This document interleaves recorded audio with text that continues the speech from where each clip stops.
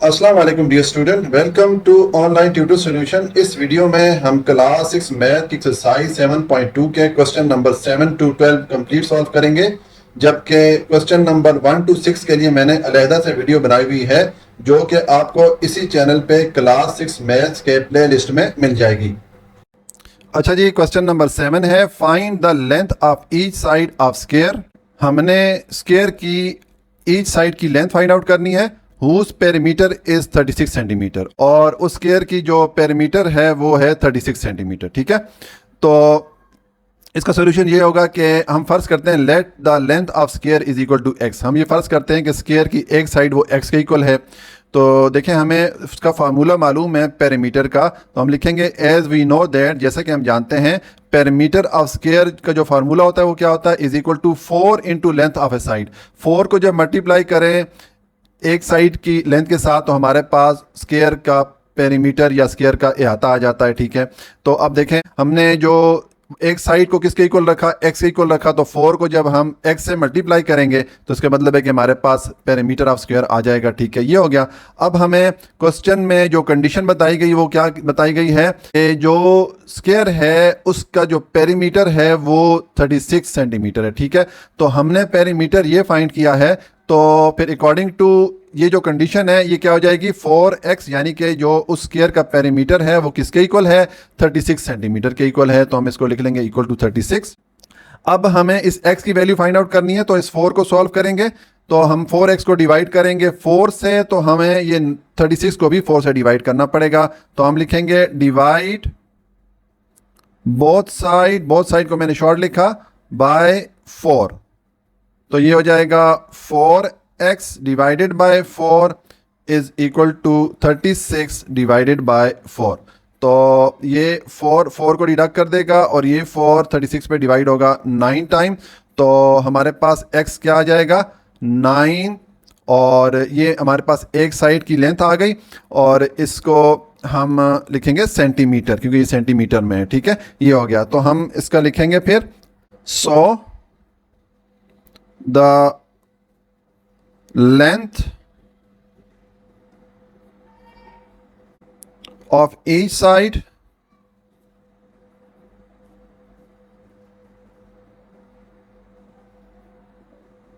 of square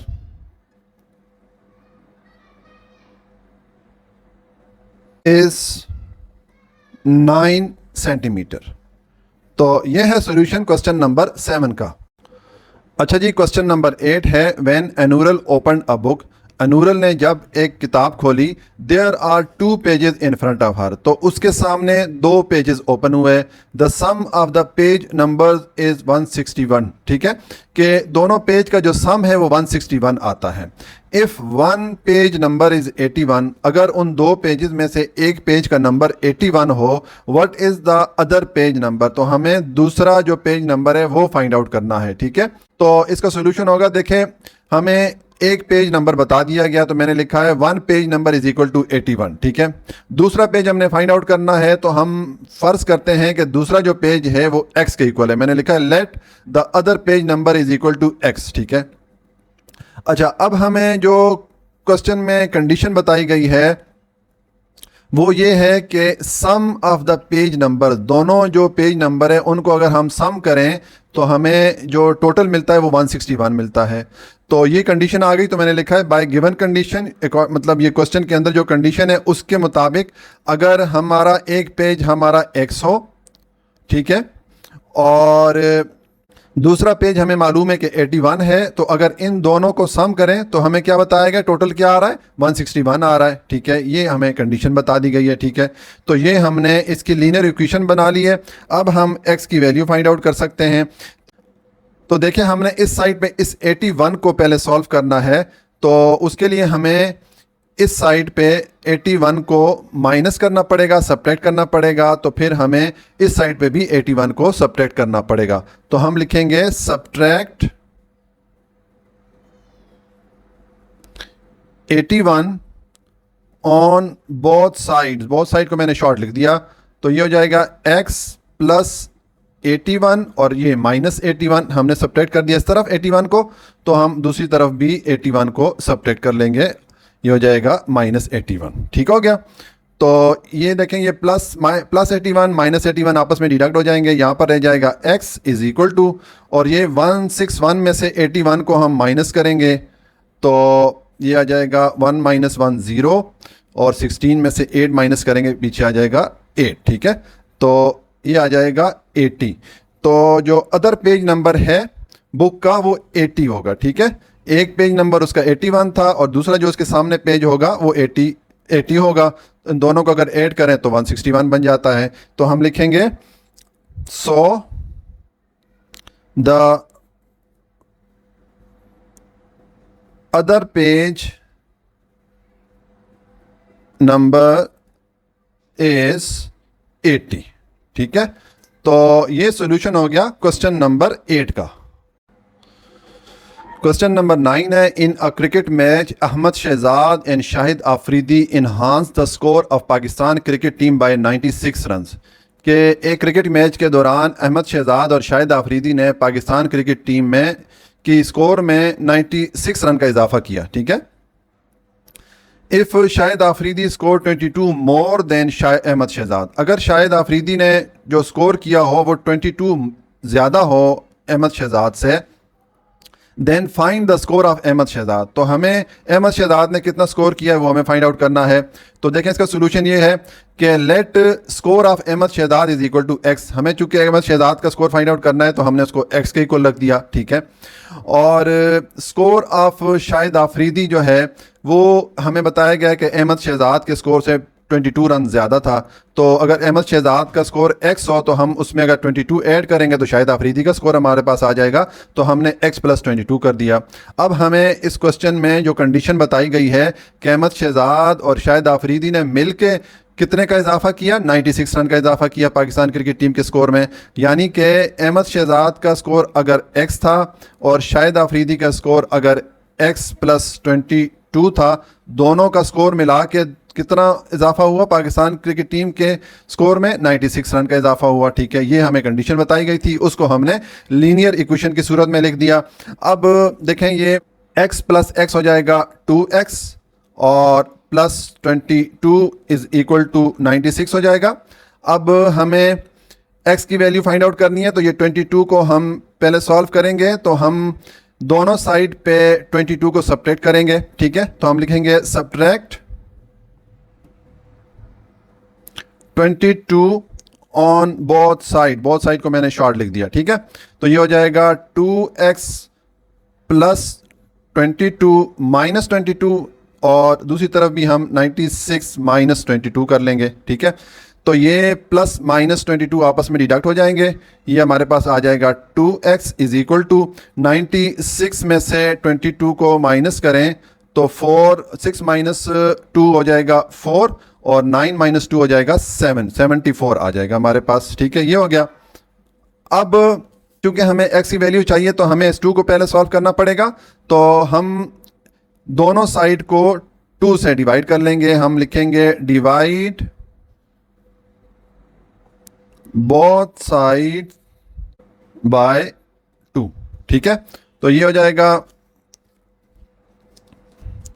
मैं यहां पे करता हूं, नीचे जगह कम है,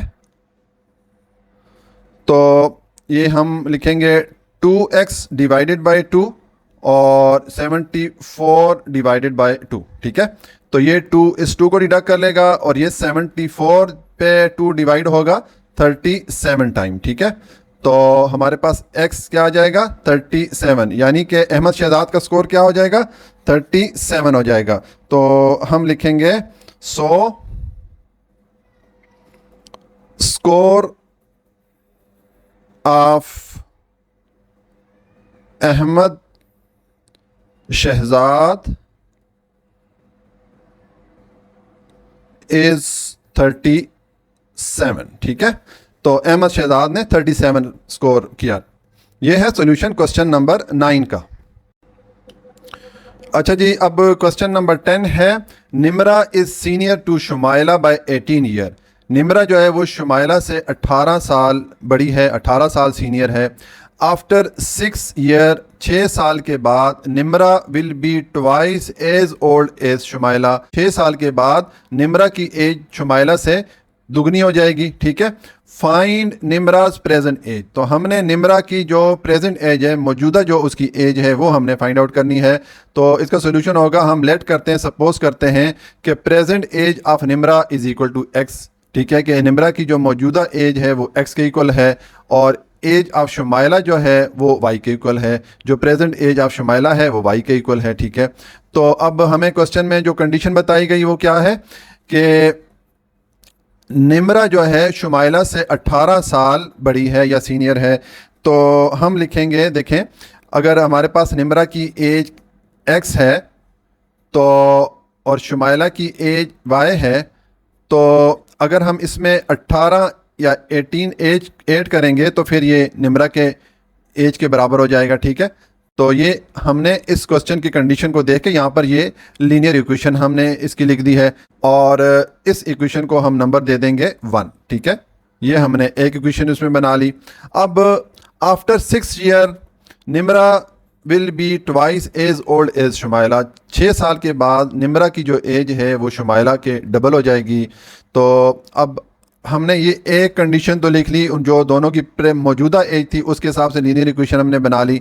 अब दूसरी कंडीशन है कि 6 साल के बाद उनकी हम उसके लिए हम एक लीनियर इक्वेशन बनाते हैं। तो देखें, after 6 year age of Nimra क्या हो जाएगी, अगर उसकी करंट एज या प्रेजेंट एज एक्स है तो 6 साल के बाद उसमें 6 साल हम ऐड करेंगे, 6 ईयर ऐड करेंगे तो x + 6 कर देंगे, ठीक है। इसी तरह शुमाइला की एज में भी 6 ईयर का इजाफा हो जाएगा, y + 6 हो जाएगा, ठीक है। दोनों की एज में 6 ईयर का इजाफा हो जाएगा, ठीक है। तो यहाँ पर फिर कंडीशन क्या बनेगी, अब यहाँ पर हमें कंडीशन क्या बताई गई है कि Nimra will be twice as old as Shumaila, ठीक है। तो देखें, अब अगर निम्रा की एज 6 साल के बाद ये है x + 6 हो इज इक्वल टू, तो शुमाइला की एज जो है अगर हम 2 से मल्टीप्लाई करेंगे, ट्वाइस करेंगे तो निम्रा के एज के बराबर होगी, जैसा कि मैं क्वेश्चन में बताया गया है।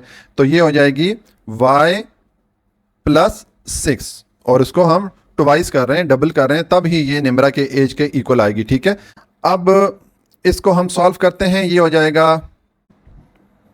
x + 6 इज इक्वल टू, ये 2 मल्टीप्लाई होगा y से तो ये 2y हो जाएगा और 6 से मल्टीप्लाई होगा तो 12 हो जाएगा, ठीक है। अब हमें x की वैल्यू फाइंड आउट करनी है, तो ये हमें 6 को सॉल्व करना पड़ेगा। तो हम क्या करेंगे, 6 को सॉल्व करने के लिए 6 को यहाँ पे सब्ट्रैक्ट करना पड़ेगा, तो हम दूसरी तरफ भी 6 को सब्ट्रैक्ट करेंगे। हम लिखेंगे सब्ट्रैक्ट 6 ऑन बोथ साइड को मैंने शॉर्ट लिखा, ये हो जाएगा x + 6 - 6 is equal to 2y + 12 - 6, ठीक है। तो ये प्लस माइनस 6 आपस में डिडक्ट हो जाएंगे, ये आ जाएगा x is equal to 2y + 6 में से 12 को माइनस करेंगे तो हमारे पास 6 आ जाएगा। तो ये हमारे पास x की वैल्यू आ जाएगी। इसको मैं इक्वेशन नंबर 2 दे देता हूँ, नंबर इसको मैं 2 दे देता हूँ, ठीक है। अब ये x की वैल्यू हम पुट करेंगे इक्वेशन नंबर 1 में, ठीक है। हम लिखेंगे put value of x in equation 1, ठीक है। तो इक्वेशन 1 हमारे पास है, हमारे पास ये इक्वेशन 1 है, तो x की जगह ये आ जाएगा 2y + 6 इज इक्वल टू आ जाएगा y + 18। तो अब ये वाला y हम दूसरी साइड पे ले आते हैं, 2y, ये y इधर प्लस हो रहा है, दूसरी तरफ आके माइनस हो जाएगा, और ये 6 दूसरी तरफ ले जाते हैं तो ये 18 और ये वाला 6 दूसरी तरफ आएगा तो माइनस हो जाएगा, ठीक है। ये हो गया। अब ये 2y - y is equal to y हो जाएगा और 18 में से 6 माइनस करेंगे तो 12 आ जाएगा। तो y की वैल्यू हमारे पास 12 आ गई है। अब हम ये y की वैल्यू इस इक्वेशन 1 में पुट करेंगे तो हमारे पास x की वैल्यू आ जाएगी। तो हम लिखेंगे put the value of y in equation 1। तो ये x is equal to y की जगह आ जाएगा 12 + 18 आ जाएगा, तो x हमारे पास क्या आ जाएगा, x इज इक्वल टू 30, ठीक है। सो इसका मतलब है कि निम्रा की जो प्रेजेंट एज है वो 30 ईयर है, ठीक है। तो हम लिखेंगे सो द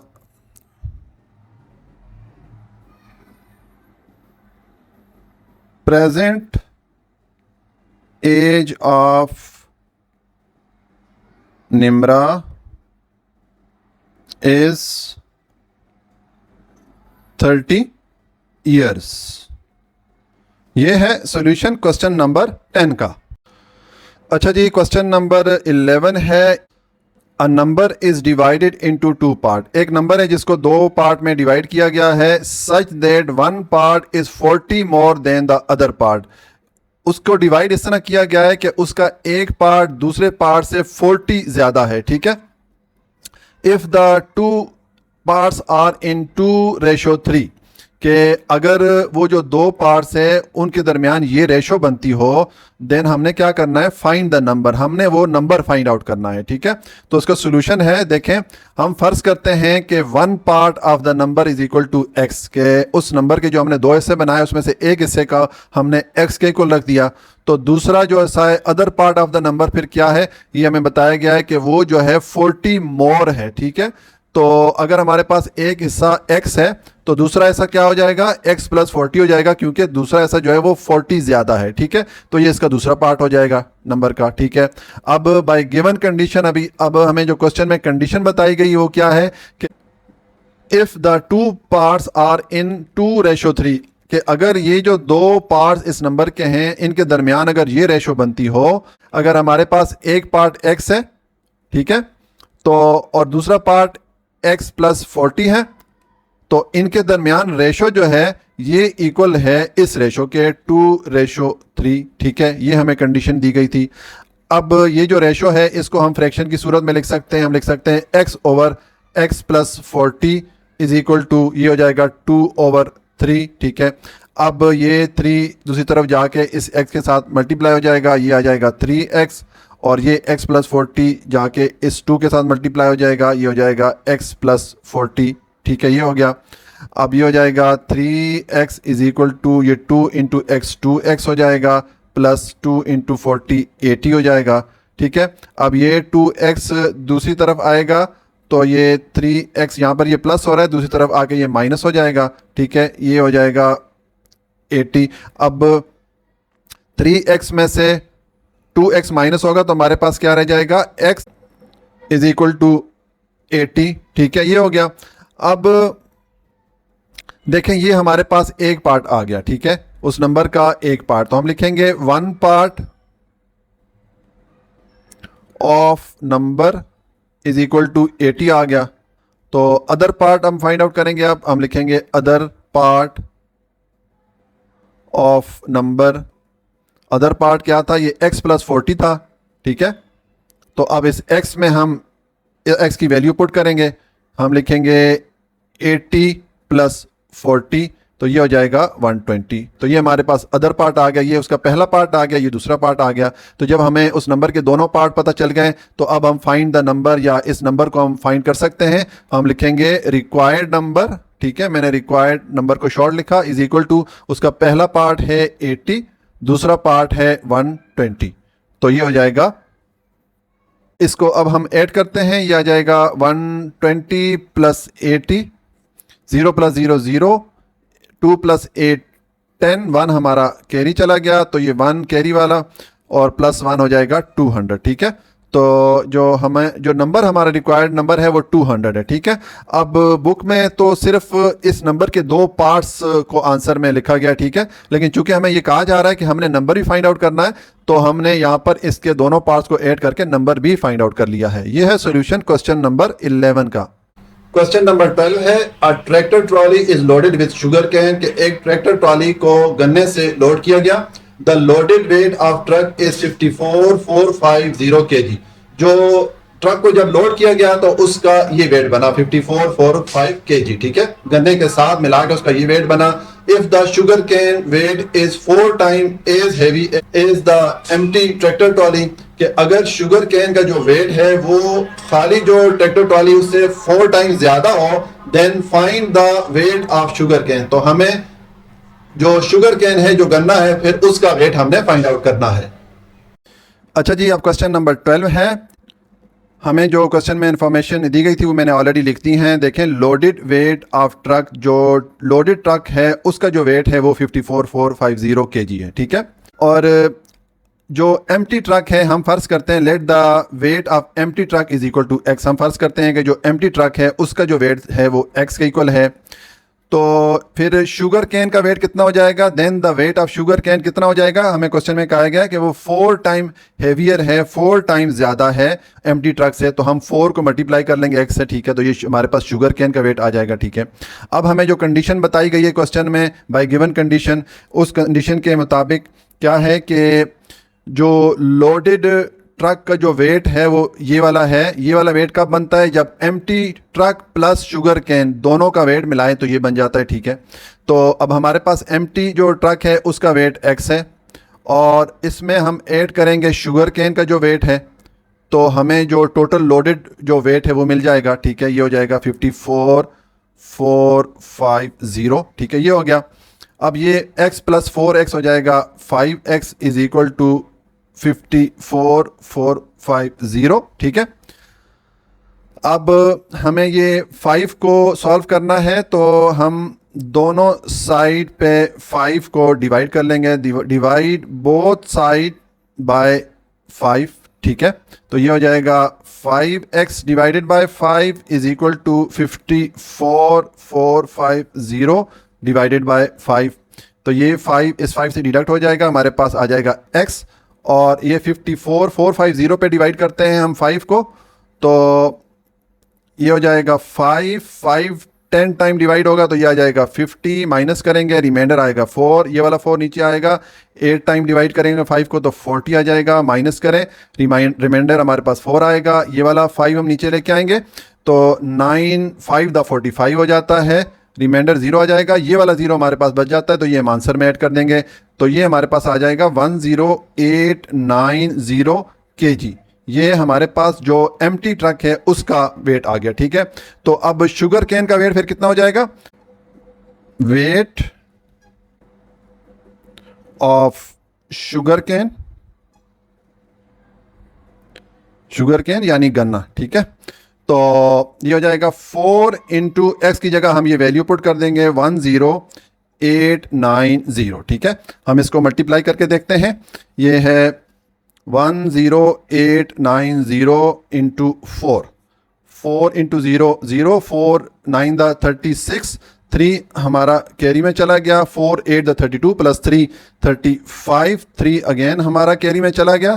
तो 4 इंटू 0 0 हो जाएगा, प्लस 3 3 हो जाएगा, और 4 इंटू 1 4 हो जाएगा। तो ये आ जाएगा 43,560, ठीक है। ये आ गया, और ये क्या है, केजी है, किलोग्राम में, ठीक है। तो ये हमारे पास वेट ऑफ शुगर कैन आ गया, यानी गन्ने का जो हमारे पास वेट होगा वो 43,560 होगा। ये है सोल्यूशन क्वेश्चन नंबर 12 का।